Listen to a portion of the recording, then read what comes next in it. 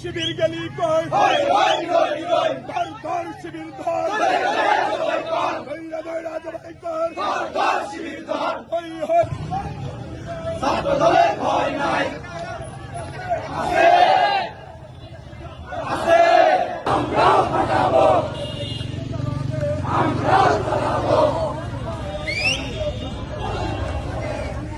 I লেগেছে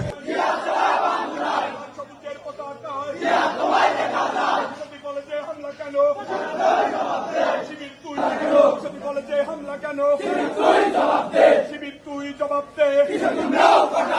আমরাও ফটাবো